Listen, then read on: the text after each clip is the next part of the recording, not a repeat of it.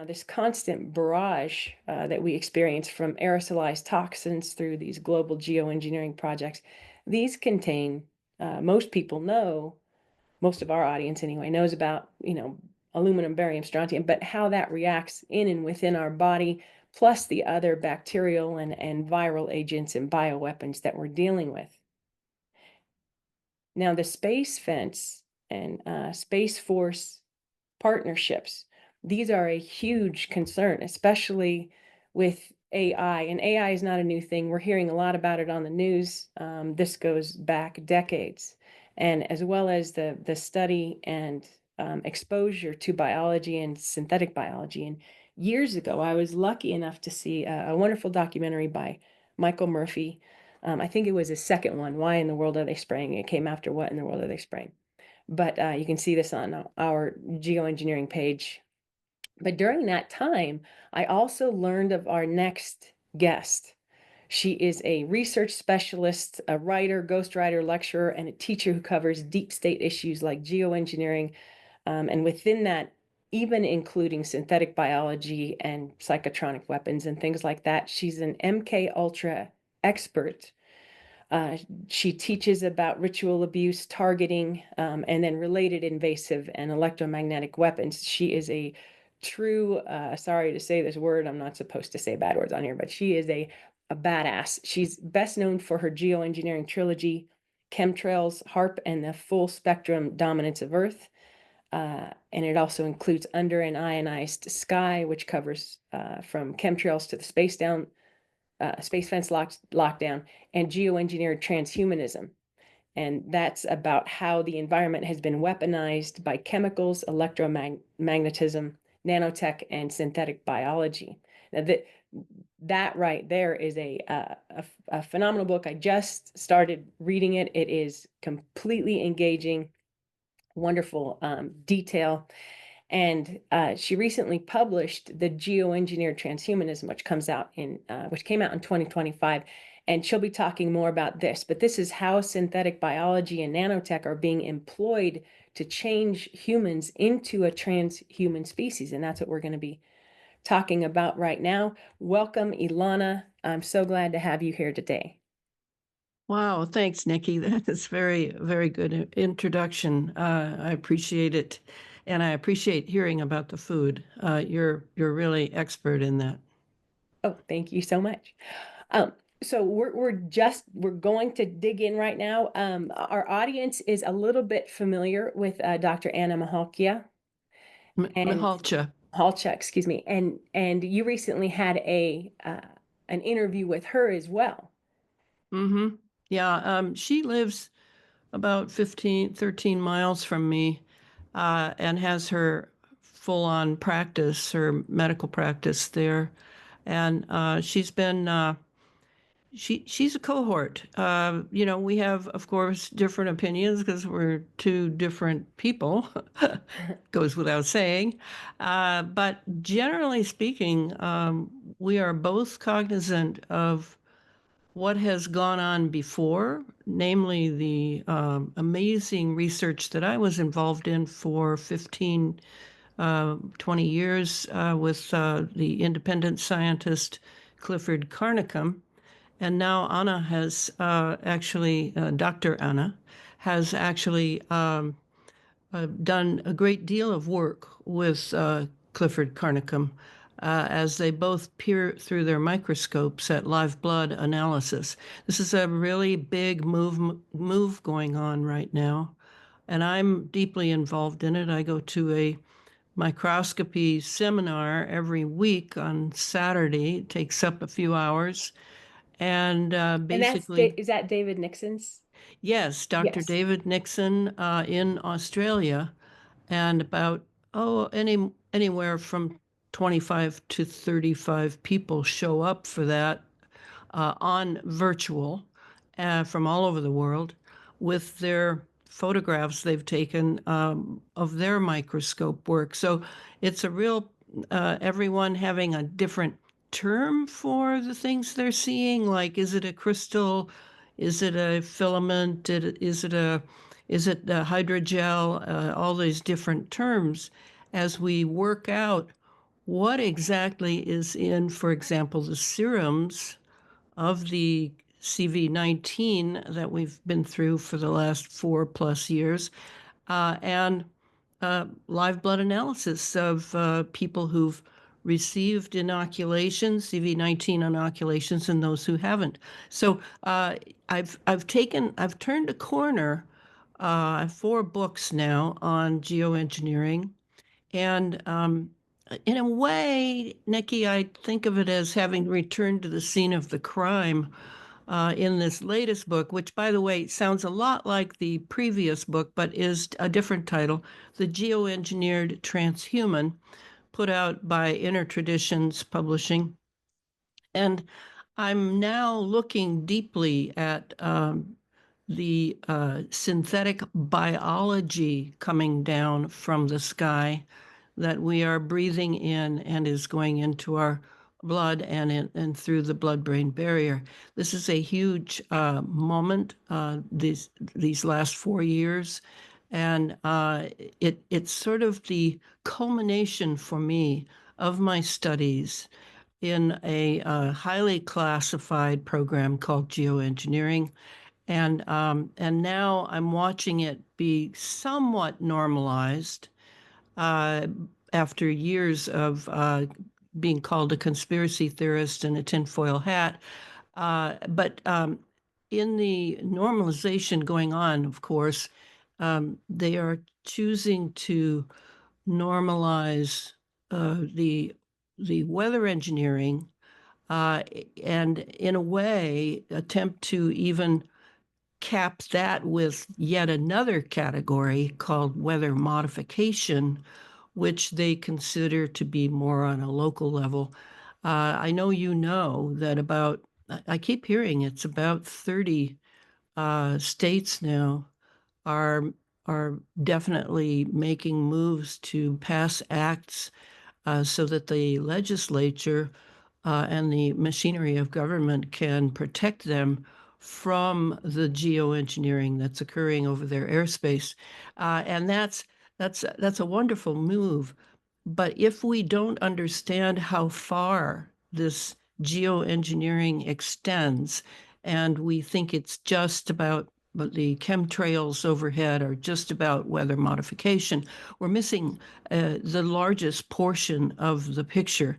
So that's where I come in my presentations through writing books in an era where people really don't read anymore, or can't concentrate, might be a better way of looking at it, because of all the electromagnetics, the wireless in particular, the 5G, 6G, the food. You mentioned the food. I mean, that's a huge part of this, of eating GMO foods, which do not have real seed. They're synthetic seed. So, the And that's in addition to all the additives, Oh all of them yeah, added to, yeah. that's not including the additives. That's the very get-go of it. And we've had geoengineered foods, or genetically modified, I should say, since the 30s. So yeah, we've got already they've got a pretty hefty start on transhumanism, which to me means that they are, yes, changing the human being genetically. And I go so far in my books as to say that this whole geoengineering thing is about the epigenetic changing of the human being through the environment. And Would you explain what epigenetic is too? right, it depends on who you're talking to. That's the So, we, that's the great thing about when if you get to introduce a whole new vocabulary, you yeah. get to decide how you're going to make this or that conflated, or you're going to ease it in, or whatever. Well, could you But tell us in about 2 minutes your view, Oh, your epigenetics. definition? Yeah. Yeah, it simply put, it's using the environment to change your genetics. That's the simplest way to say it. And how big is the environment? Well, the environment could be small, it could be large. It happens to be very large in this case because we're talking about the geoengineering of an entire planet. Even though the technology is owned by certain very developed nations like the United States and other NATO countries, if you really look at it, it's genetic modification is coming through uh, uh, in slow increments. So we have the rise, you can almost follow the rise of chronic illnesses, as they're called. That would be uh, autoimmune system problems. You could follow that and you would know how the epigenetic uh, transformation of the earth, our environment, the environment of Homo sapiens, is proceeding. I mean, they're very corollary. Yes, and macro to micro bodies. So we are gonna head into a little break right now, but so there's a 1996 document that most people in the geoengineering world know.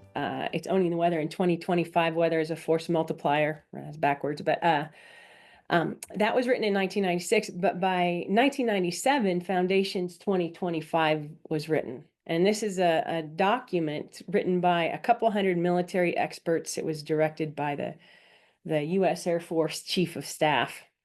And they wanted to design a futuristic concepts system so that they could ensure US air and space dominance. So they had kind of a hierarchy development. And within this document, they have a huge mind map. And within this mind map, it starts at the top for acquisition of global entities and and direction and tracking and all of those things. But if you move down the mind map towards the bottom, what they want to be able to do with global populations is to be able to observe all populations and all things. So this is also part of the IoT, but to collect information from everything all at once and to surveil. But the biggest part of the foundation of Foundations 2025 is to be able to manipulate people informationally, psychologically, physically, and biomedically. And that's what we're seeing today. And then just before 9/11 happened, I think it was just before 9/11, NASA's Dennis Bushnell, who's probably one of the Nazis, came out with Future Strategic Issues and Future Warfare circa 2025. Mhm. And it covered the collective of what we have been experiencing for the past several decades and what we're being pushed toward under the Great Reset. So we have Elana Freeland with us, and we're just gonna jump right in here to the bioweapons and synthetic biology and this and the space fence uh, projects. Hello. Hello again. So, what's your take on the ultimate goal under controlling everybody through the space fence? Well, if I were going to lay out documents, I mean, there are a lot. I would lay out actually maybe a dozen, but one of the most important parts is the that we understand that the military mind is concentrating on, in my opinion, and that is an educated opinion of about 20 years now, I guess. Um, it is concentrating on two things that I probably think about every day. One is the doctrine of full spectrum dominance. Now, full spectrum dominance could mean a lot of things. It could mean culture, it could mean the education system, it could mean science.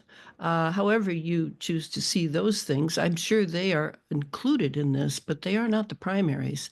The primary is the electromagnetic spectrum, and that goes all the way from gamma rays, which of course we cannot see or perceive, other than when we've been hit by them or we have to live around them and they begin to deteriorating our health, to radio waves, microwaves, and so uh, this control over the full spectrum dominance, it fits with what you were mentioning, the futures PowerPoint presentation that goes back a few decades of what they had planned, and now we see that, oh, lo and behold, we've been living that. It has to do, in my mind, with the secret space program. Now, a lot of people don't realize how pivotal the secret space program is because NASA was started by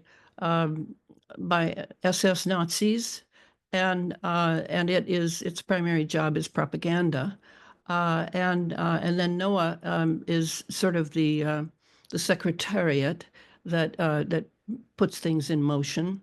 It's a very controlled edifice that has to do with full spectrum dominance and the ideas of a Soviet astronomer, Nikolai Kardashev.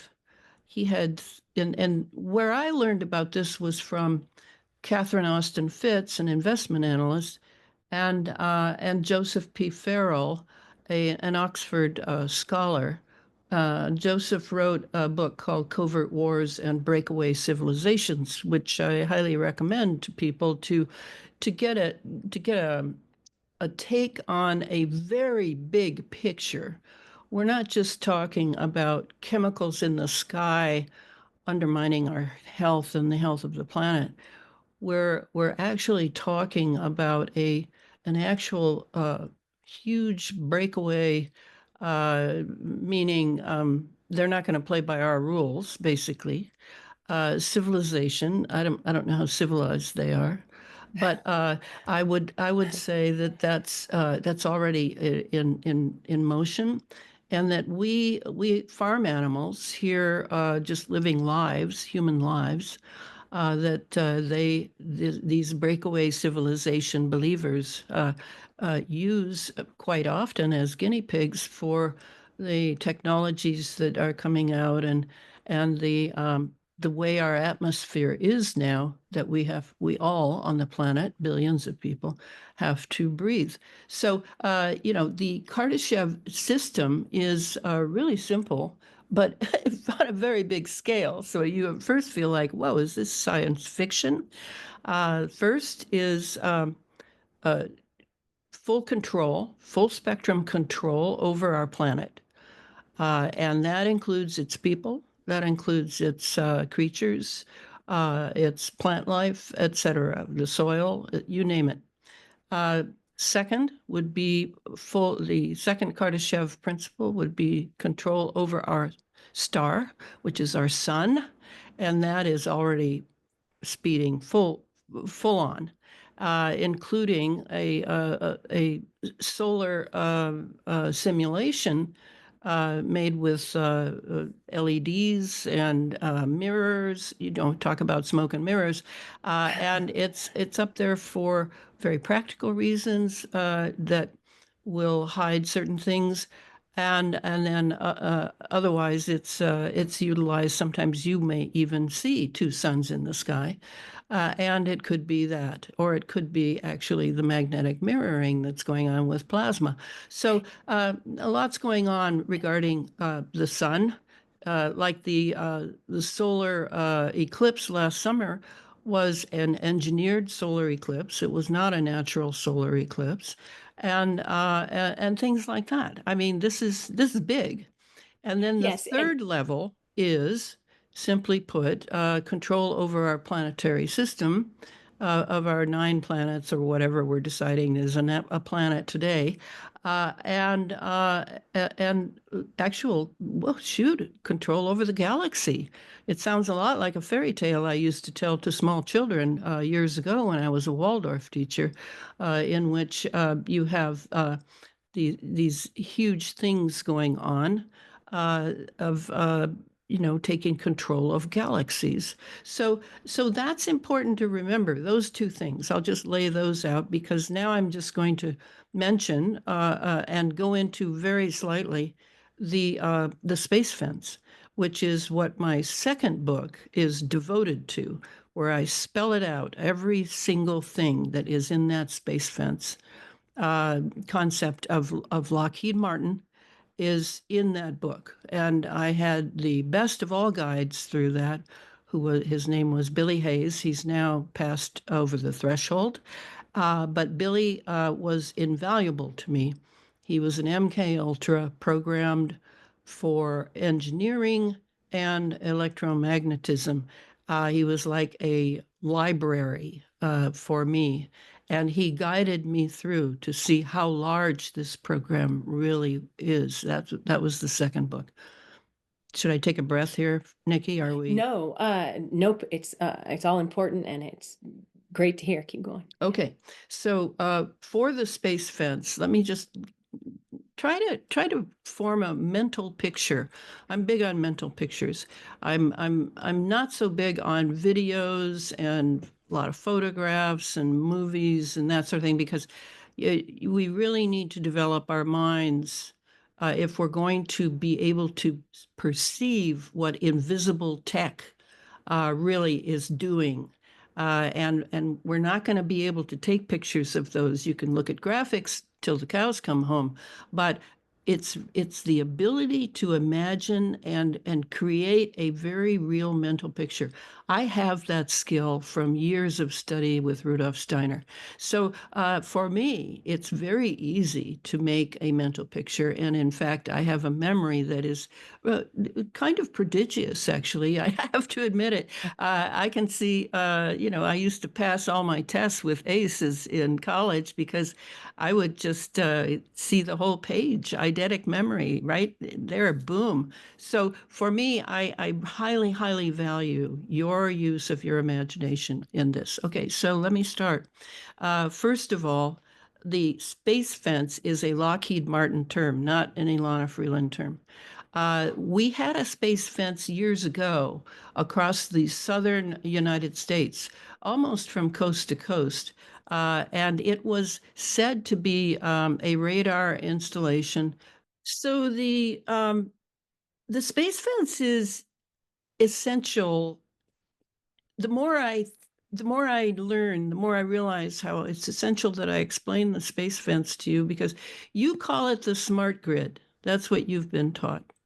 And if I were to give you an example of how extensive the space fence is and its impact in an invisible, at least to human senses, way, it would be that I once was sent a photo from a woman's cell phone, which I could not duplicate in time, so I don't have it. But it was that the sky above her, wherever she was not very detailed, looked just like a circuit board, just like a circuit board. And it did wonders for me because I had a clear mental picture now of what we can't see in the sky. And that is the impact, the effect of the space fence. So let me just start. There's a little clip, and it was put out years ago, and it shows that there is an electromagnetic band forming around the equator of the Earth, way high up, not in space, in our upper atmosphere. And then I discovered, subsequent to that, seeing that little clip, I discovered the patent for it.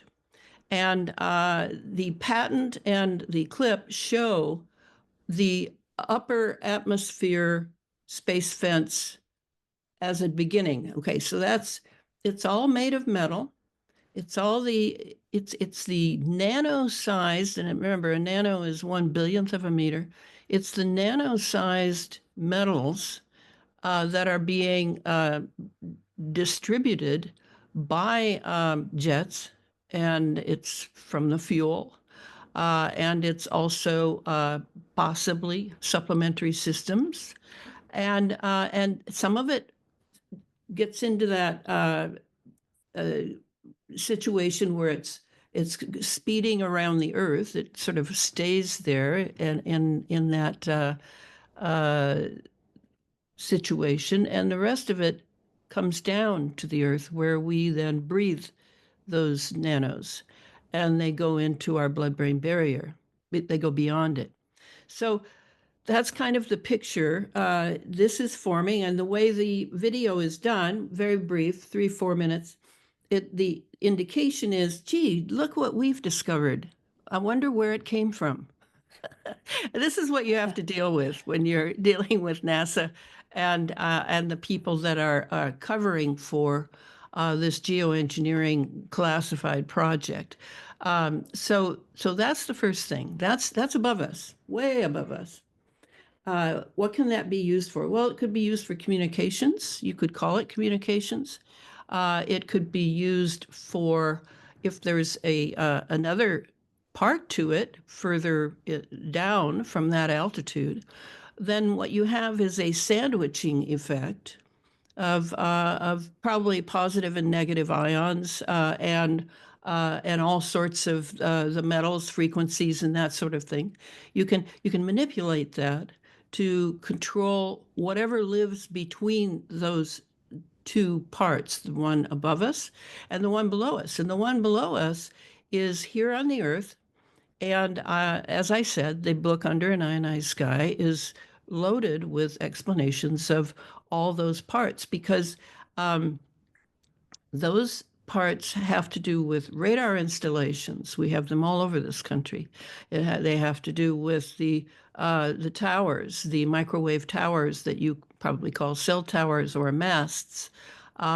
It has to do with things as outlandish and green energy systems as solar panels, as wind farms, as fracking wells.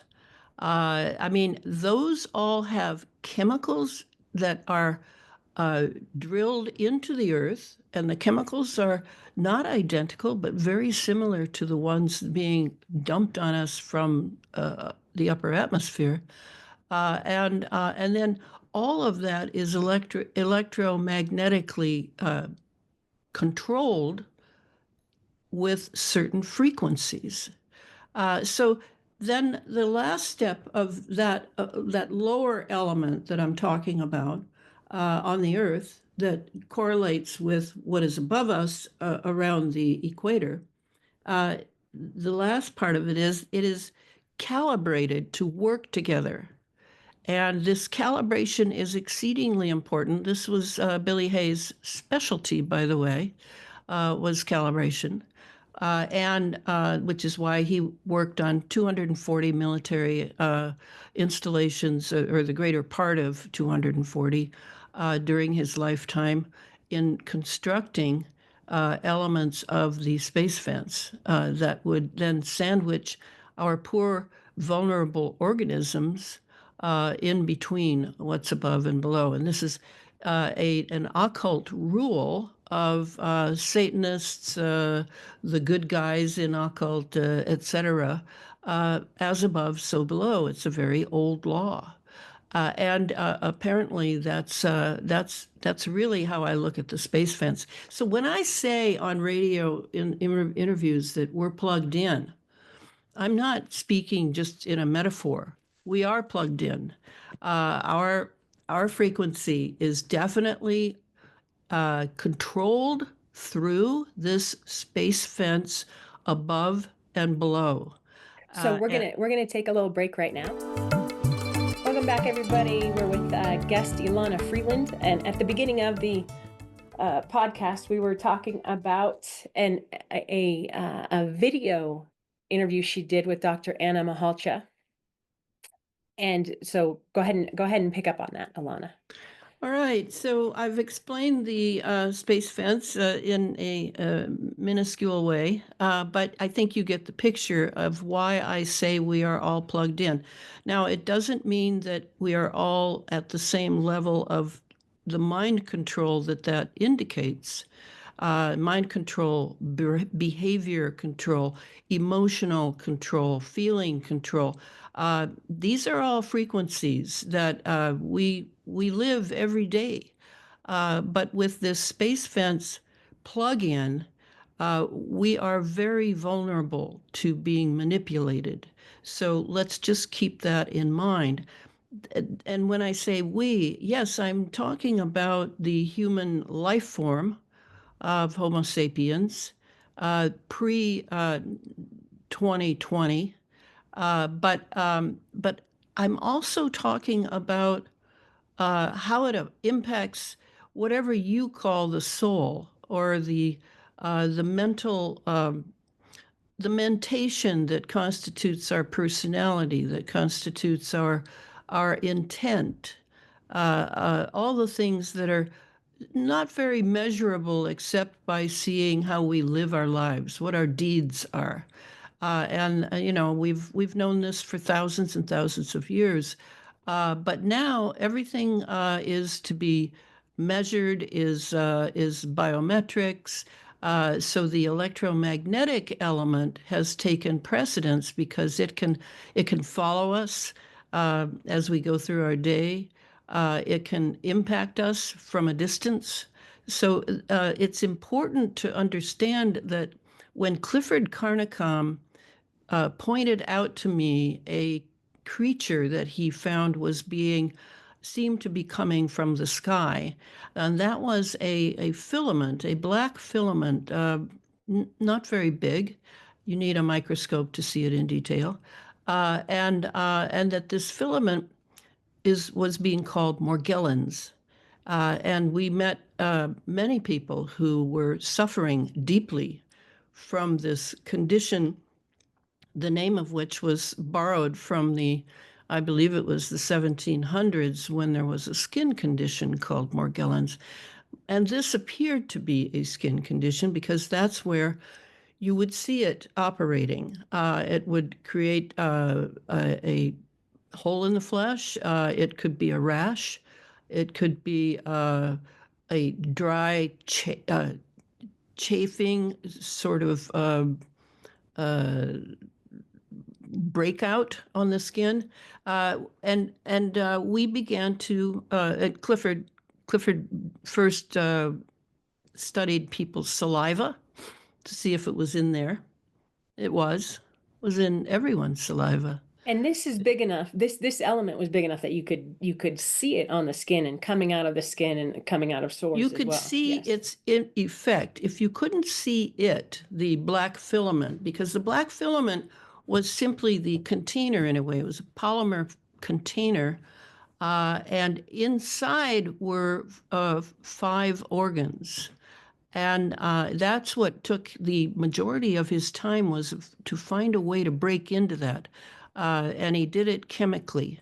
So finally finding, and then the next step was, yes, I had it in me.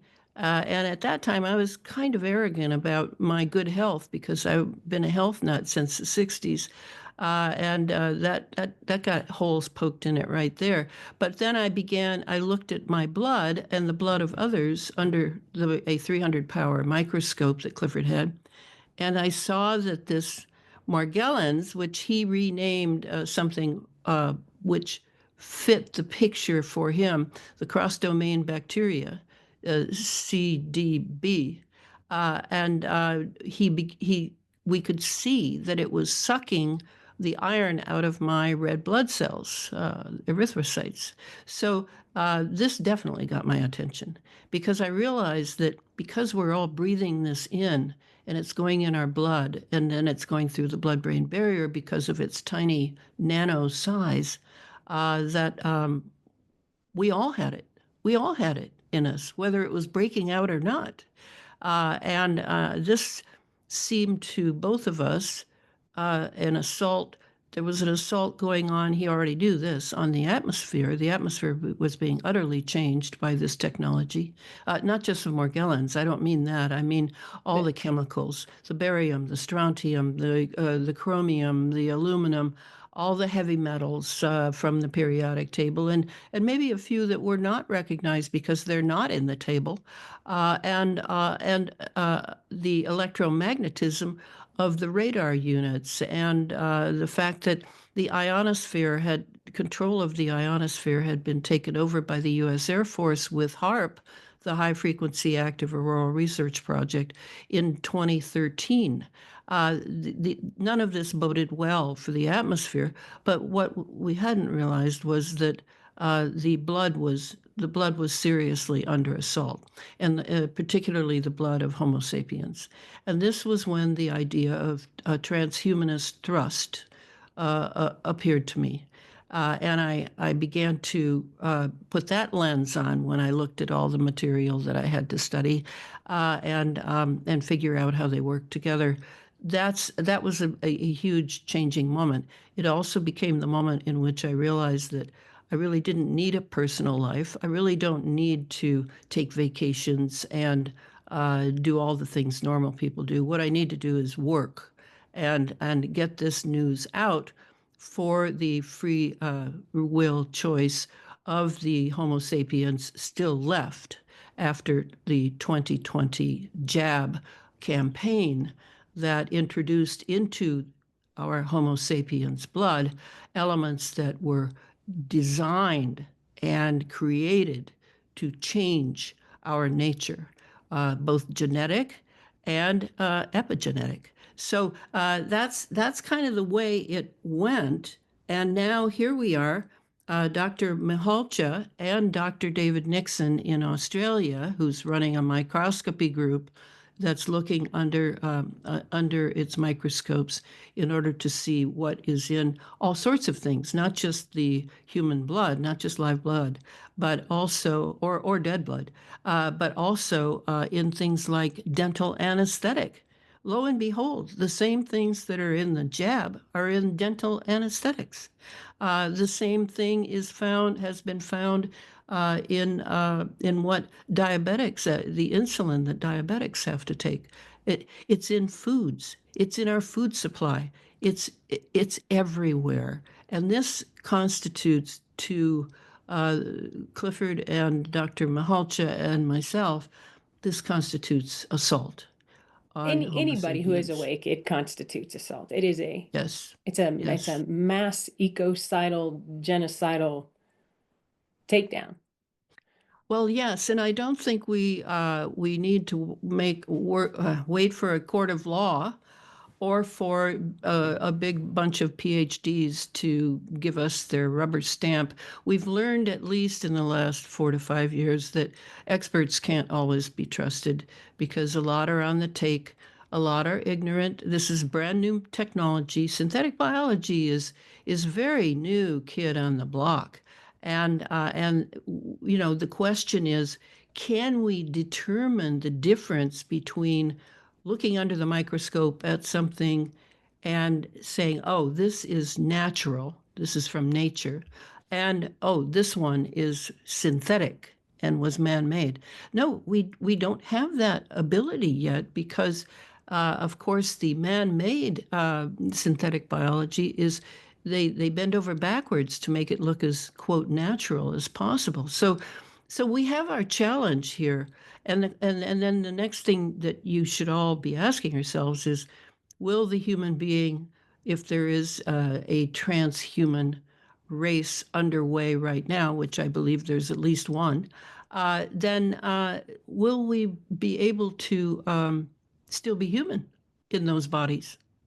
Well, that's a really good question. I mean, at what point can we not be human anymore in a man-made synthetic body, which will be able to get through the Van Allen belts and enter space? Yes, because it'll be able to pass through the intense radiation that surrounds this planet as a protective device, but also to keep us on the planet. Could that also be true? I think so.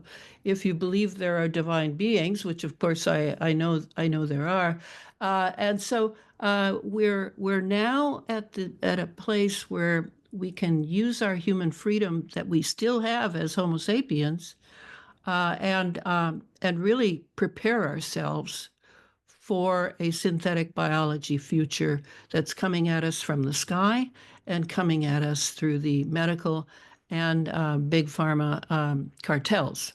And that's In kind of how I see everything now, Nikki. That's about it. Yeah. In Project 2045, I can't remember the fellow's last name, Dimitri. Oh God, I can't remember his last name. He worked with Google. So for Project 2045, that was all about the 4 stages of Avatar going up to transhumanism, and they're pushing it as a wonderful thing where we'll be first we'll go through this nano stage, and then we'll go through the implant, like the BCI stage, and then we'll be able to move our energy, or our soul, so to speak. And in this promotional video they're talking about how wonderful it is, and then there's about a minute and a half where the speaker, a very eloquent speaker, speaks with utter disdain while they're in the video. They're showing the average people, and they have this odd, creepy carnival music stating where average people, there are people in the population that just want to live in the now. They don't think about the future. They eat regular foods, and they show people, working in industry and on these little Ferris wheels at Disneyland, or whatever those little round things are called.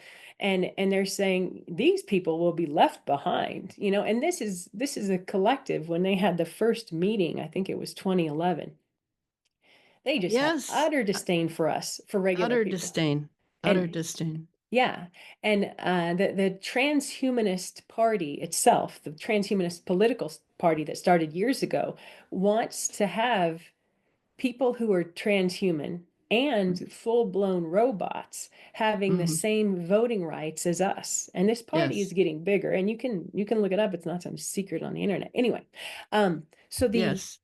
yeah, so And that mentality is the mentality that Rudolf Steiner warned us of exactly almost 100 years ago when he said there would be a vaccine that doctors would create in the West. Doctors in the West, he was very specific about that, particularly in America, he said, that would create a vaccine that would completely wipe from the person any thought of the reality of the soul or spirit. So we're there. And they'll use the future tense along with subjunctives to make it sound like, oh well, this will happen in the future. But we're there. It's already happening. So let's not be lulled to sleep to think that we still have time. It's going on all the time with people who are in some way or other saying yes, whether they know it or not, whether they have this knowledge or not. To say yes is a choice, and that's going on. So to me, I'm in a big hurry. yes, we you can see the melt away of the soul of societies. I mean, the Yeah, the elites have done a wonderful job yeah. at killing And I us really without. feel for children. I really feel for children who are very angry at the adults because we did not awaken early at all. We really didn't. And I understand their anger, and they are definitely being cheated. And then there are those who are completely ready for transhumanism because it sounds cool, and it's like being in a movie, and you've got your avatar. It adds a special something that will, to a small degree, replace the idea of spirit. The problem with that is that I highly doubt that these people will be able to do self-reflection very well at all. Yes, I think that's a near impossibility. Yep. So we have a few minutes left. I would love to hear your closing thoughts on what you feel will happen over just even the next handful of years, and what you do to prepare yourself and relax and direct yourself. Well, I don't know about relax, but I I don't do. mean physically. I know you can't do that. Well, I should. So Let's think about this. For me, I have come to terms with what being human means to me. And I certainly do not try to evangelize others, but I want to remind them of the magnificence of some of the periods of history that the human being has created and co-created with forces invisible to us that seem to have a benign nature. It's if you don't go looking for something, you may make the mistake of thinking it's not there. I don't know where this passivity idea came from, where, you just wait for it to sort of drop on you from who knows where. But in my life, I have had to search for deep experiences. Yes, sometimes things drop on me, and life sends me someone or an event that changes me for the better. But a lot of times I've had to search, and therefore I've done a lot of reading. And that's one thing that's missing from now that is unfortunate, because we are all subject now to the almighty video and the director of the video who has made certain decisions, and it's all in piecemeal. It's very tiny, and and it sets off a bevy of emotions, but not really thoughts, because you don't know enough yet to do the thinking about that little tiny video. So for me, books are exceedingly valuable, and I guess that's why I'm writing books. I want something to outlast my life as I'm approaching the end, who knows when, but it's important to tell the story of now and what has been going on, whether I'm right on everything or not. I mean, I was recently interviewed by Sasha Stone, and the first question he asked me on the show was, "So, Elana, how does it feel to have been right about everything?" Well, that's a bit of that's not true. But it made me feel good that all these hours of toil, of studying papers and patents and et cetera, has created something that a lot of people are very interested in. It's scary, and there are no easy solutions. But one solution I can give people right away is lower your footprint on electromagnetism in any way you can. Now, I own my computer, but I don't own a TV, and I don't own a cell phone, and I don't own all those other gewgaws that they're selling now as being so wonderful.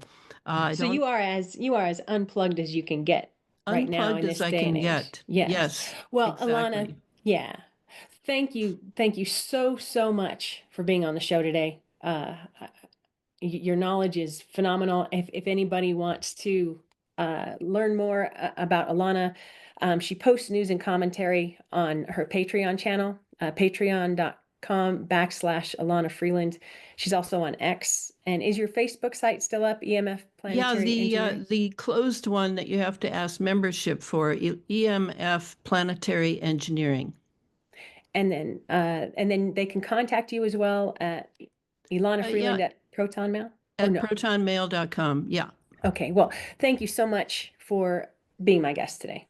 It was Thank a you, pleasure having Nikki. you.